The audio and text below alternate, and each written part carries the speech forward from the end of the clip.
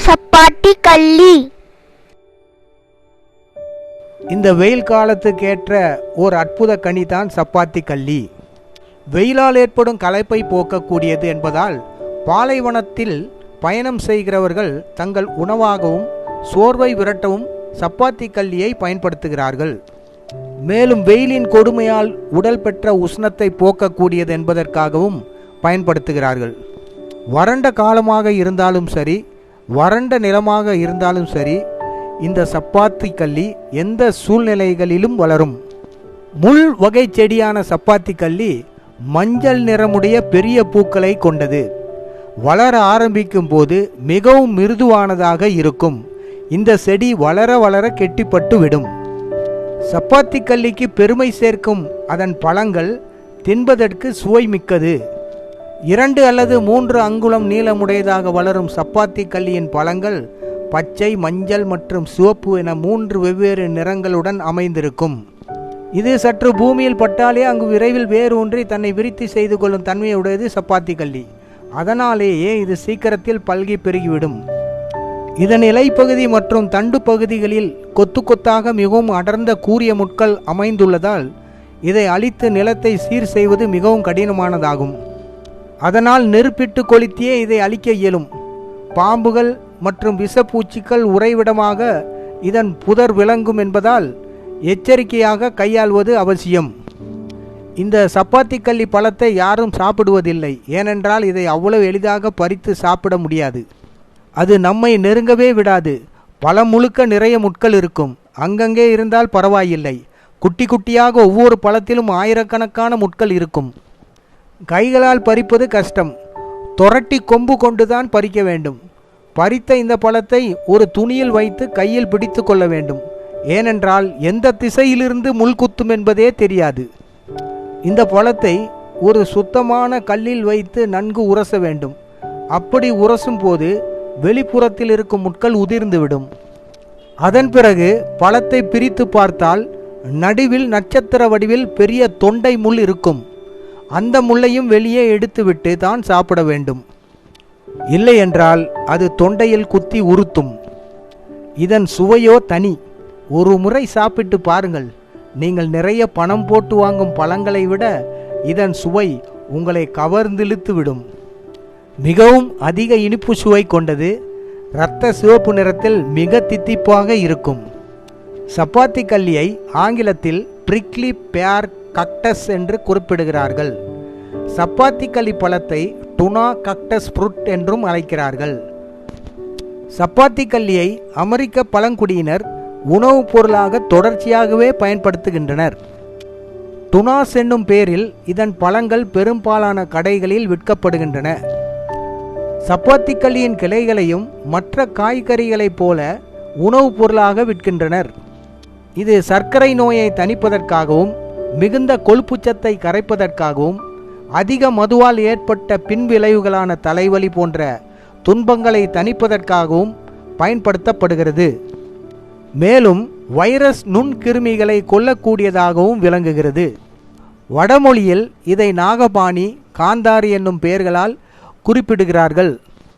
தண்ணீரை சுத்திகரிக்கும் திறன் கொண்ட சப்பாத்தி கள்ளி நவீன உலகில் நல்ல சுத்திகரிக்கப்பட்ட நீர் கிடைப்பது என்பது அரிதாகி வருகிறது. இதனால் சுகாதாரமற்ற நீரை குடிப்பதால் உலகில் அன்றாடம் ஒரு நிமிடத்திற்கு 15 பேர் இறப்பதாக ஆய்வுகள் தெரிவிக்கின்றனர். இத்தகைய நிலையில் சப்பாத்தி கள்ளி செடி மிகவும் அவசியமான ஒன்றாகும். சப்பாத்தி கள்ளியின் சதை பகுதியை பசையாக்கி மாசடைந்த நீரில் கலந்து வைத்து பரிசோதித்ததில் நீரில் கலந்திருந்த நச்சுக்கள், மாசு பொருட்கள், நுண்கிருமிகள் அனைத்தும் அடியில் சென்று தங்கி நீர் தெளிவானதை விஞ்ஞானிகள் கண்டிருக்கின்றனர். இதனால் 98% அளவுக்கு தண்ணீர் சுத்திகரிக்கப்பட்டது தெரிய வந்துள்ளது.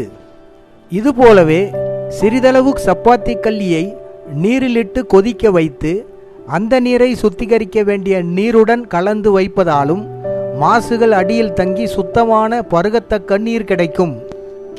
இது மிகவும் சிக்கனமான எளிதான நீரை சுத்திகரிக்கும் முறையாக விளங்குகிறது. அதிகமான நார் சத்து உடையதாகவும் புத்துணர்வு தரும் ஆன்டி ஆக்சிடென்ட் நிறைந்துள்ளதாகவும் நவீன ஆய்வுகள் சப்பாத்தி கல்லியை பற்றி கூறியிருக்கிறது. சப்பாத்தி கல்லியை முழுவதுமாகவே உணவுக்கு பயன்படுத்தலாம். இதனுடைய இலைப்பகுதி, பூக்கள், தண்டுப்பகுதி மற்றும் பழங்கள் ஆகியவனவற்றை சமைத்தோ அல்லது சாறு பிழிந்தோ உள்ளுக்கு உணவாகவும் மருந்தாகவும் பயன்படுத்தலாம். இதை உணவாக பயன்படுத்துவதால் கொழுப்புச்சத்து குறைவது மட்டுமின்றி ஜீரண உறுப்புகள் பலம் பெற்று சீராக இயங்க வழி ஏற்படுகிறது. சில வகை புற்றுநோய்கள் வராத வண்ணம் தடைப்படுத்தும் வலிமையும் சப்பாத்தி கல்லிக்கு உண்டு. மேலும் மறதி நோயான அல்சைமர் நோய்க்கு மருந்தாகவும் அல்சைமர் வராமல் தடுக்கும் வல்லமை கொண்டதாகவும் சப்பாத்தி கல்லி மருந்தாகி பயன் தருகிறது. வைட்டமின் சி மற்றும் vitamin B, magnesium, potassium, calcium என பல்வேறு சத்துக்களை உள்ளடக்கியது. இப்போது சப்பாத்தி கல்லி தரும் ஆரோக்கியத்தை பற்றி பார்ப்போம். ஒரு முறை சப்பாத்தி கல்லி உணவில் சேர்த்து கொள்வதால் நமக்கு ஒரு நாளைக்கு தேவையான வைட்டமின் சி சத்தில் 1/3 பங்கு அளவுக்கு கிடைக்கப் பெறுகிறோம். அஸ்கோபிக் அமிலம் என்றழைக்கப்படும் இந்த நோய் எதிர்ப்பு சக்திக்கு மிகவும் இன்றியமையாதது. சப்பாத்தி கல்லியில் உள்ள கால்சியம் என்கிற சுண்ணாம்பு சத்தும் அதிகம் இருப்பதால் எலும்புகளின் வளர்ச்சிக்கு மிகவும் பயனுள்ளதாக அமைகிறது. சப்பாத்தி கல்லியில் உள்ள நார்சத்து சீரான செரிமானத்துக்கும் மலச்சிக்கலை நீக்கவும் வகை செய்கிறது. வயிறு உப்புசம் இல்லாமல் பாதுகாத்து கொள்ளவும் இயலுகிறது. இதனால் குடல் புண், மலக்குடல் புற்று தடுக்கப்படுகிறது. சப்பாத்தி கல்லியிலிருந்து பெறப்படும் நார்சத்து உடலில் சேர்ந்துள்ள கெட்ட கொழுப்புகளை கரைத்து வெளியேற்ற வழி செய்கிறது. இதிலுள்ள பொட்டாசியம் சத்து இரத்த ஓட்டத்தை சீர் செய்து இரத்த அழுத்தம் அதிகமாகாமல் பாதுகாக்கிறது. இதனால் இரத்த நாளங்களின் அடைப்பும் மாரடைப்பு அபாயமும் தடுக்கப்படுகிறது. சப்பாத்தி கல்லியில் அதிக அளவிலான பிளேவனாய்டு, பாலிபினால் ஆகிய வேதிப்பொருட்கள் அடங்கியுள்ளன. இவை உடலில் தன்னிச்சையாக செயல்பட்டு புற்றுநோய் உண்டாக காரணமாகும் நச்சுகளை வெளியேற்றும் பணியில் பெரும் பங்கு வகிக்கின்றன. இதனால் புற்றுநோய் தவிர்க்கப்படுகிறது. மேலும் இவை சருமத்தினுடைய ஆரோக்கியத்துக்கும் இளமையில் ஏற்படும் முதுமையை தடுப்பதற்கும் கண்களின் பார்வை தெளிவுபடுவதற்கும் மூளையின் செயல்பாடுகள் மேம்படுவதற்கும் மறதி நோய் ஏற்படாமல் தடுப்பதற்கும் உதவுகின்றன. குடற்பகுதியில் சேரும் சளித்தன்மையால் ஏற்படும் வலி குணமாகும். சப்பாத்தி கல்லியை பசையாக்கி மேற்பற்றாக போட்டு வைப்பதால் மூட்டுவலி, வீக்கம் ஆகியன குணமாகும். காதுவலி, பல்வலி ஆகியவற்றுக்கும் இது பயனுள்ளதாய் விளங்கும். சப்பாத்தி கல்லியை நன்கு பசையாக்கி சிறிது விளக்கெண்ணெய் விட்டு வதக்கி வீக்கம் வலி கண்ட இடத்தில் மேற்பூசாக பூசி வர விரைவில் வீக்கம் வற்றும், வலியும் குறையும். சப்பாத்தி கல்லியை முட்கள் நீக்கி சுத்திகரித்து பசையாக்கி 20 கிராம் அளவில் தினமும் 2 வேளை சாப்பிட்டு வர உஷ்ணமாக மலம் வெளியேறுதல் மற்றும் மாதவிலக்கு நிற்கும் காலத்தில் ஏற்படும் பல்வேறு தொல்லைகள் இல்லாமல் போகும். சப்பாத்தி கல்லியை நெருப்பிலிட்டு சுட்டு உள்ளுக்கு சாப்பிடுவதால் குடல் புண் எனப்படும் அல்சர் விரைவில் குணமாகும். சப்பாத்தி கல்லியின் சதை பகுதியை வதக்கி சிறு பிள்ளைகளுக்கு உண்ண கொடுப்பதால் சளி மற்றும் ஆஸ்துமா குணமாகும். பாம்பின் விஷத்தையும் தேல், பூரான், எலி, நாய் போன்றவைகளின் கடி விஷத்தையும் போக்கும் மருந்தாக சப்பாத்தி கல்லி விளங்குகிறது என்பதும் உண்மை. இன்றைய மாறிவிட்ட சூழலில் 160 பெண்களுக்கு மேல் இந்த பிசிஓடி என்னும் கருப்பை நீர்க்கட்டி பிரச்சனை இருக்கிறது. இதனால் கருமுட்டை பலமில்லாமல் போவது, குழந்தை உண்டாவதில் சிரமம், மாதவிடாய் பிரச்சனைகள், கருக்கலைவு ஆகிய பிரச்சனைகள் அதிகமாக உண்டாகின்றன. இந்த சப்பாத்தி கல்லி பழத்தை தொடர்ந்து சாப்பிட்டு வந்தால் கருமுட்டை வளர்ச்சி சீராகும். குழந்தையே இல்லை என்று நீண்ட நாட்களாக காத்திருப்பவர்களுக்கு இந்த பழம் நிச்சயம் ஒரு வரப்பிரசாதமாக இருக்கும். குழந்தை பேரின்மை, ஆண்மை குறைபாடு, விந்து உயிரணுக்கள் ஆரோக்கியமாக இல்லாதது என ஆண்களுக்கு இருக்கும் பல பிரச்சனைகளை இந்த பழம் தீர்க்கிறது. கர்ப்ப காலத்தில் இந்த பழத்தை பெண்கள் சாப்பிட்டு வந்தால் குழந்தை நல்ல சிவப்பு நிறத்தில் பிறக்குமாம். குங்குமப்பூவை விட இந்த சப்பாத்தி கல்லி பழம் சிறந்தது. வாரத்தில் 3 முறை சாப்பிட்டு வந்தால் கர்ப்பப்பையில் இருக்கும் நீர்க்கட்டிகள் தானாக அழிந்துவிடும். கடைபிடிக்க வேண்டியவை: இந்த பழங்களை குழந்தை பேற்றுக்காக பெண்களோ விந்து உயிரணு உற்பத்திக்காக ஆண்களோ சாப்பிட்டு வரும்போது மற்ற எந்தவித இனிப்பான பொருள்களும் சாப்பிடக்கூடாது. டீ காபி கட்டாயம் தவிர்க்கப்பட வேண்டும். நடைப்பயிற்சி கட்டாயம் மேற்கொள்ள வேண்டும். மிகச்சிறந்த வியாதி எதிர்ப்பு மூலிகையான சப்பாத்தி கள்ளி இரத்தத்தில் வெள்ளை அணுக்கள் உற்பத்திக்கு பெருந்துணையாகிறது.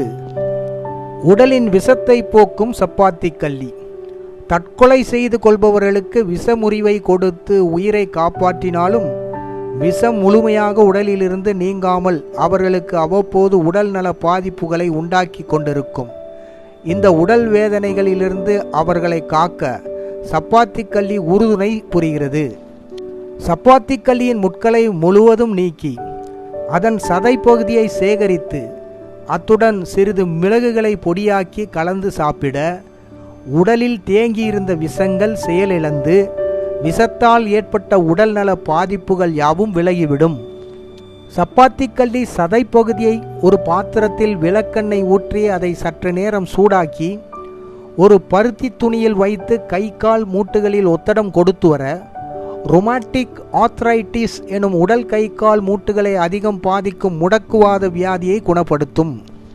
சப்பாத்தி கள்ளி சாற்றை கை கால் மற்றும் உடலில் வைரஸ் கிருமிகளால் உண்டாகும் வைரஸ் வாட்ஸ் என்று ஆங்கிலத்திலும் பால் உண்ணிகள் என்று தூய தமிழிலும் அழைக்கப்படும் மருக்களின் மேல் தடவி வர அவை விரைவில் மறைந்துவிடும்.